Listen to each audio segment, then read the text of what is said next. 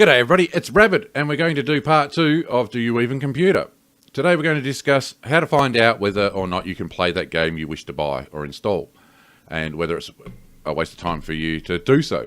I see a lot of people getting onto forums and things and complaining that games won't run on their computer when Counter-Strike Go from 2012 will run, but PUBG in 2018 won't. And a lot of the time it's not because of the game, it's because the person's computer is not up to scratch. So I'm going to show you at least 2 different ways to be able to find out whether you can run the computer before you purchase it. So let's get into it. I'll try and keep this as brief as possible for the sake of your ears. Yes, I can talk a lot. So yeah, get ready for it. Okay, so let's bring up Steam store page. Now this will apply to any game that you can find on Steam, Origin, goodoldgames.com, even in the box games that you get at retail stores. As rare as they're getting now, they are still sold. So if you've got a box, look on the box for this. If you're on the Steam page, scroll down and look for this here, the system requirements. Okay, you'll have a minimum and a recommended. Now sometimes you'll have a minimum. Now if we look here, it quite clearly tells you the operating system type you need. You will need a 64-bit operating system. A 32-bit operating system will not cut it. It'll tell you the processor type. On the minimum, the bare minimum is exactly that. If you are below these requirements, you probably won't be able to run the game, or it'll run poorly. But if you do meet the minimum requirements, you'll find that you might be able to get the game run, but you will have to go into your options and lower all the settings. PC gaming is not playing a console where everything is designed to run on a particular console because all those other consoles are the same. You buy one Xbox, it'll play any other Xbox game. I have a game runs on my computer, it may not run on your computer. So this is very important. So you'll see how much RAM you need. Now, if you want to get the ultimate gaming experience, you need to look at recommended. If you meet recommended, you should be able to run the game with all the bells and whistles on without having to get in the options and touch anything. So it's very important to keep that in mind. Now, another thing I'll point out here is it'll say something here in the minimum of memory, 8 gigabytes of RAM. Now, that is what the game wants. A lot of people go, well, my computer's got 8 gigabytes of RAM in it, I should be fine to go. That's not necessarily true, because your computer, your operating system uses RAM. So if you have 8 gigabytes, maybe 2 to 4 of that is going into Windows and other applications you have running. So that then leaves 6 to 4 gigabytes for the game, and the game wants 8 gigabytes. When I run PUBG, PUBG used to use up to 9 or 10 gigabytes for me. They've optimized it a bit, and so now it is just below 8 gigabytes. So if you don't have the full 8 gigabytes available, the game may run for you, but you will get bottlenecking as the RAM fills up, and then it's like, oh, don't have the 8 gig I want here, needs time to start dumping things. You may find, same with the VRAM, it says here a 2 gigabyte card. When I run PUBG on my 4 gigabyte card, it uses 3.5 gigabytes of memory. So again, that's why you want to aim for that, because if you have 2 gigabytes and the game wants 4 gigabytes and you don't lower your graphics and stuff, you're going to get bottlenecking. You're also going to find things like buildings don't load up properly, and this applies to every game you can find on Steam. Now, a game like Counter-Strike Go, for example, if you can run that came out in 2012. So if you have a 2008 laptop or desktop, you might be able to run that, because it's a low-spec game and it's an older game. It came out 5-6 years ago. Whereas PUBG is a modern game on Unreal 4 engine, so it has higher system requirements. Not all games are equal, not all computers are equal, so check your system specifications. If you're not sure how your processor compares to these settings, regardless of what the game is, I'll show you at the end how to find out how your processor compares to those, because I have an i5 3570K, and you can see it's got an i5 4430, which sounds like it's got a higher number than mine, but it doesn't necessarily mean it's a better processor than mine. So I can still run PUBG myself, but again, we'll get into that after I show you the next thing to make life easier for you. There is a website called System Requirement Labs. We'll open that up here. This is it. If you visit it, it may look different. I will provide a link below in the description. And this is basically a website and program that will check your computer's hardware, and then it'll run a little test, and then it'll send the information, your hardware specs, back to the site, compare it against the requirements for the game you want to play, and then give you a little basic report of whether it thinks your computer is up to snuff. Now, we also see here that it will show the popular games people have been testing, everything from new games like Fortnite, Far Cry 5 and PUBG, right down to 2016 games like Doom and older Rocket League and things. So in the last 30 days, 731,000 people have tested Fortnite. Out of those testing, now this is very important here, 50% failed the minimum requirements. The very bare bone basics you need to run that game. And you get people who get confused because they're like, well, Fortnite's very cartoony, very simple graphics. It doesn't matter. You know, because you can have simple graphics, but it can still be high polygon count.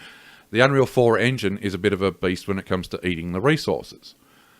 And then we have PUBG, which uses the same engine. And even more so, look at this. Out of all the tests done, 23 passed the minimum. 77% of people who tried it failed, meaning that they cannot run PUBG, or they will not be able to successfully run PUBG. So this is how that website will come in very handy, and I will show you how to use it. You can even, it's even got tests where you can go through and, like here, we'll have a quick look at this, Rank My Computer, where it'll give you a basic idea of your computer and where it runs. Now, I'm ranked 74th percentile out of 3.3 million tests done. My computer is more powerful than 2.4 million computers that were tested. So you can get an idea of where your sits in the world. But my processor came out in 2012. My video card came out in 2014. So, you know, it is starting to get on in age. If your computer is older than mine, you're going to have different issues. And here we go again. Now, as we can see, GPU, my GPU is a GTX 970, which came out in 2014, but it is still better than 1.8 million other GPUs that got tested out of just over 2 million. So my GPU is still better than 244,000 other GPUs. It's in the top thing, but yeah, I mean, this will give you a good idea, and you can see the cards. So look, you can compare yours to mine. It will show you all the cards sort of below it and where it's ranked. So it's very handy. But let's get back to the can you run it part. What you do is you type in a game here, and say for example we'll go Counter-Strike. If you type in a partial amount, it'll bring up all the games, and it has a huge library of games in here.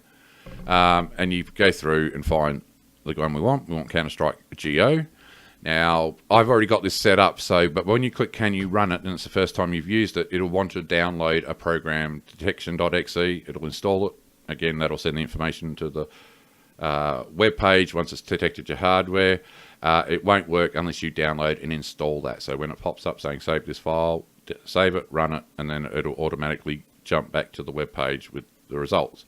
Once that's done, click Can You Run It again, and we will get a brief summary of what the site thinks. And it's telling me, yep, I can run a Counter-Strike Go, minimum. There's no recommended for Counter-Strike, because as long as you meet the minimum requirements, you can run Counter-Strike. If you're anything over the minimum, you'll be laughing. So they don't really have a recommended. Eventually, any computer on the planet could run that game. But again, 5-6-year-old game now. And if we scroll down, we'll get basic information. And as you can see, I get all the ticks here. But we can see Counter-Strike Go only needs 256 megabytes of memory. A very old video card can usually handle that, where I have a 4 gigabyte card. Ignore the driver bit here, because my drivers are up to date. They were done 2 days ago. But yeah, we can see I can run it. I more than exceed the system requirements. I mean, hell, the processor it wants is like a 2006, 2008 Core 2 Duo. I forget exactly when those processors came out, but that's around about the time they did. And by these days, those processors are now 10 years or older. So you've got to expect older hardware like that is going to be struggling these days. Not to say that it won't run everything. Okay, so now let's have a look at PlayerUnknown's Battleground and see what it says about that. Auto-complete, so just keep typing until you get the result you want. Run it, and oh no, we've hit minimum. Okay, recommended, no. Okay, so all the boxes ticked for the minimum. Recommended, video card, again, that's because of the drivers, because as we see down here, all the boxes are ticked, so I meet the requirements there. And the other issue is the CPU. So I can ignore the driver bit there. And so my CPU isn't as good as they want. But because I meet the minimum, I then just, got to go into the options and tweak some things like turning off post-processing, because that to me just makes the game look ugly anyway. And if you've seen any of my videos, PUBG runs fine for me on my system. And that's because I have the draw distance cranked right up, I have the textures cranked right up, but I have post-processing turned down to low, and I also lower the shadows, because usually you can lower shadows without seeing any real change in graphics, but you will get an increase in performance. So this is a very handy program to use. Now, another comparison to show that not all games are equal, we'll go to Quake Champions, which is still in early access at the moment, and it's still a new title. It's a 2018 game. I think it uses a version of the id Tech software that you'll find in Doom and stuff. But as we can see, I meet both the minimum and recommended, which means I can actually run Quake Champions in Ultra and get over 100 frames per second with VSync off. So see, all boxes ticked, all boxes ticked. So yeah, have a go at this if you're unsure. And if it tells you your computer's not up to snuff, pay attention to what it's doing. It could be just that you need more RAM. It could just be you need a better video card. But if this tells you that your computer's not up to playing the game and you still buy the game, well then that's on you, because you've been told that your computer's not up to it and you gave it a shot anyway. I will add to that, avoid using laptops unless you're paying a couple of $1,000s for a laptop. A $500 laptop or a couple of $100 laptop is not going to play games. That's for browsing the web. That's for doing your homework on, maybe watching videos. It is not for gaming on games like PUBG and Quake and so on and so forth. Okay? Right tool for the right job. If you've only got $500, I really recommend going to buy a console or something like that, because you're just going to be able to play your games without any dramas. But if you spend $500 on a computer, don't be surprised that, the latest games don't run on it. So on to what I was saying before about telling whether your processor is up to the task as well, where if you're like, you're like, oh, I don't know. How is my computer, is it the i5 4430 as good as the 357K or what? Or 3570K? Well, we can do a Google search. So let's go paste. Let's go versus. Let's go i5 3570K, which is what my CPU is. Oops. We don't need to do a dash. Google search would do good. Hit OK. And then we get sites like this come up. And you can do the same for GPU. So let's go open in a new tab. I've got this site, CPU Boss, where it's designed to compare processors. And as we can see, my 3570K actually beats the higher numbered 4430, because as we can see, I've got a higher clock speed by default. Being a K model, you can see here it's unlocked, which means I can overclock this processor. This is not a K model. It cannot be overclocked.